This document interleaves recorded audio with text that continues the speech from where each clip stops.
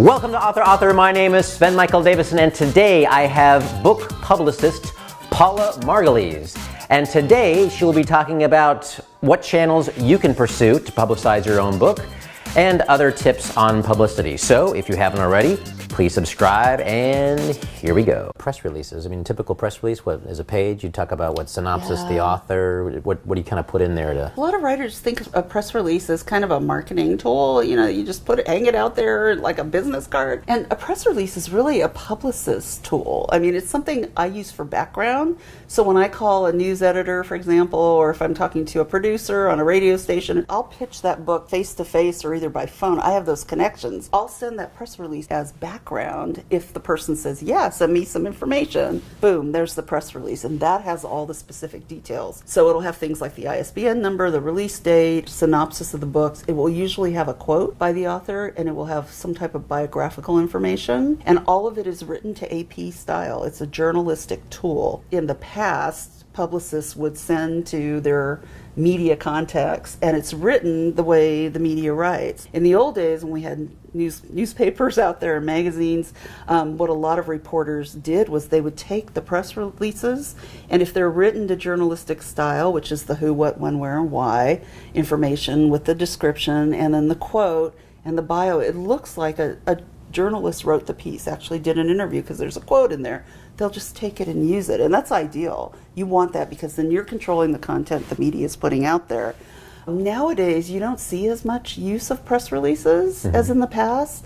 I've even seen online some publicists talk about whether press releases are kind of dead in the water, or do we need them anymore? Because you can send videos of yourself, you can send all kinds of information about yourself in all kinds of ways. It doesn't necessarily have to be written in that journalistic format, but I still find that even if you're going to online newsletters, approaching radio stations or media, it's nice to have that. And I use it as a tool for everyone. I send press releases to booksellers I contact and librarians I contact, professional venues if I'm trying to set up speaking engagements, because it's kind of in a nutshell. So they all like to have it still. All my contacts still want to see a press release usually. You talked about speaking engagements, workshops, writers' conferences. When you're working with an author, and let's say they have a platform, you guys have figured out an angle, are they writing that presentation and then you're kind of like saying, okay, that's good and I can pitch that, or how are you crafting that whole position? That's a really good question, because oftentimes we're trying to find venues. There are a lot of authors who want to speak out there. In fact, I oftentimes get approached by authors, either authors I've worked with extensively and their books are kind of done, or authors who call me up and say, I want to go on a speaking tour, can you book me? I'm not a speakers bureau, I always say. That's not what I do. I'm usually we're promoting a book. The idea behind the speaking is to somehow tie the book in.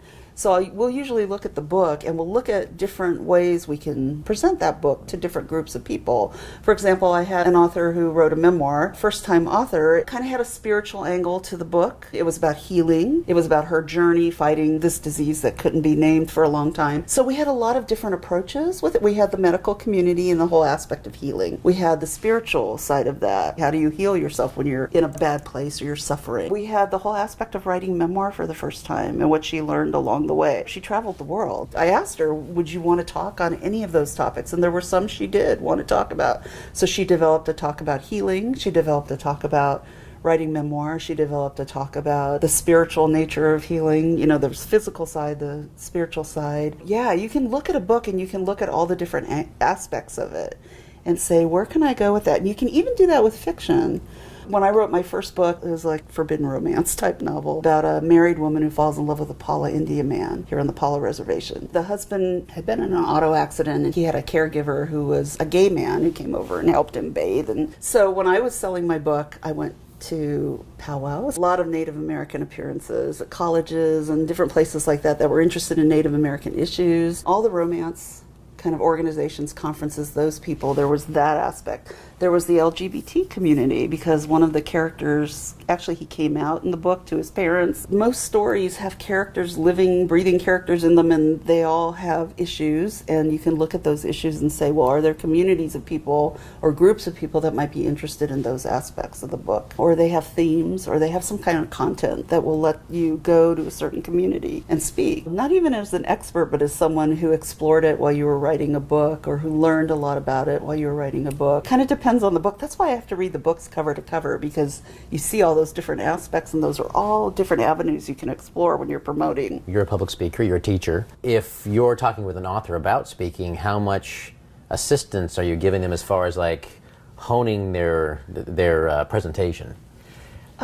Most of the authors I work with are usually pretty good speakers. I have some who are very reluctant speaker. I had an author of a children's book who was actually a writer for television, and really so well connected. I could get him placed I got him placed everywhere to speak. Everyone wanted him, and he was so deathly afraid of speaking, or he just backed out of all of it.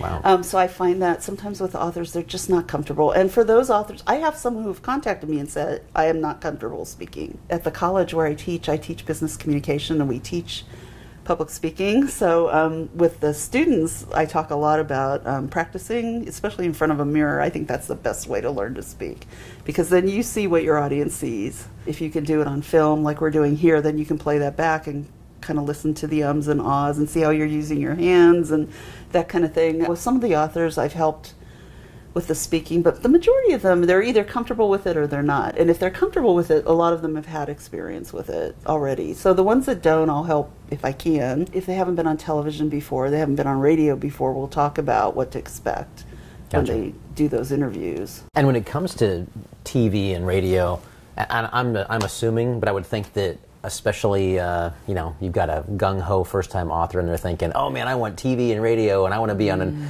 Oprah's not around anymore, but I mean, if I want to be on those kind of shows, I get a lot of that, requests for Oprah. And I'm thinking, A, how realistic is that? I'm thinking not. And then B, how realistic is it for you to even approach someone? What's your sphere of influence? I'll say this about television and radio.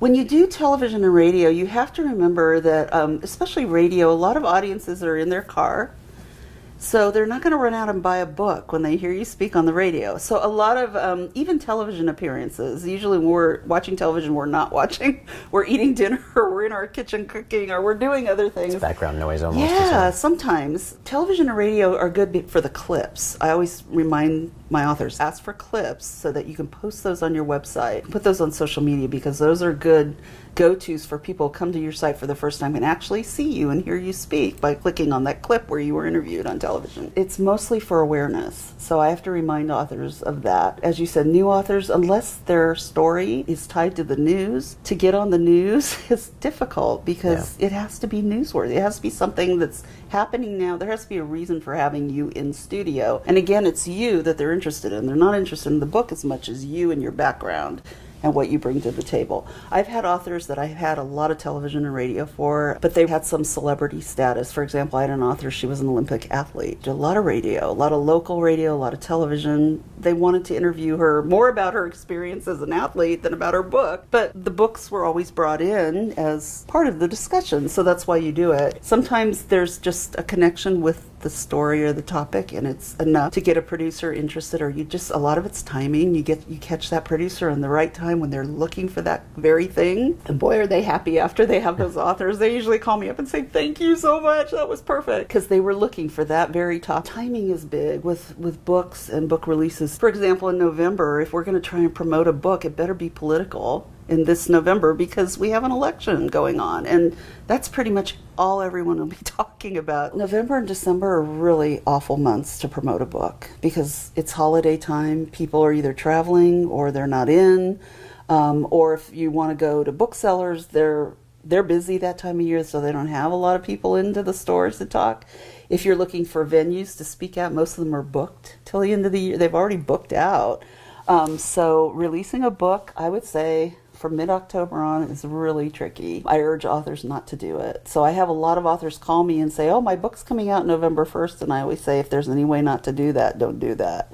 wait till January. For me, the magic time is January through the middle of October, because January is the best, because that's when all the calendars open up. No one's booked anything for the next year usually. And even if it's the end of the year, I'll have people tell me, just call me back in January. My calendar will be open then. Even mid-January, start making calls and set up talks for spring and summer, because especially back east, that's when people are out and about. If there's, weather and that kind of thing to consider, then January, February may not be the best times to get out and do, if you're doing a book tour type of thing, but spring and summer are the time you want to make hay, and January, February, March is when you want to book those dates. For some venues, that's when they get booked out. That's the prime time to me.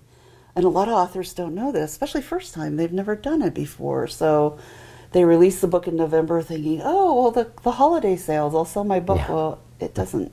Usually that's a hard time to make all the connections you're going to need to promote the book at that time, because people are busy and hard to get a hold of. The saddest thing I hear, and I hear it so many times when authors call me on the phone, is they say, oh, I wish I talked to you sooner, because their book's already been out a year and they finally kind of got up the energy or whatever to call a publicist. It's too late. It's been out a year already. The magic window is that 6 to 8 months from the date the book's released, 8 months out. That's the important window. For most first-time authors, I always tell them it's like the old metaphor of the pebble dropped in the pond. When you're new, it's just little ripples at first.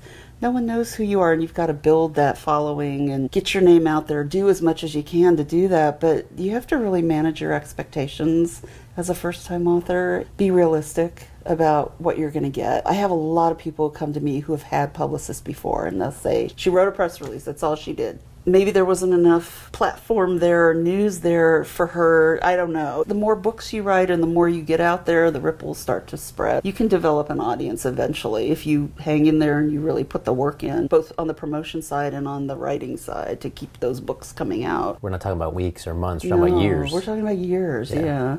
And they go by pretty quickly when you're writing, They do. And there's the day job. I mean, if you're a self-published author, most likely you're having to jump back and forth and trying to juggle all of that. So. Yeah, and that's something I think that surprises some of the authors I work with.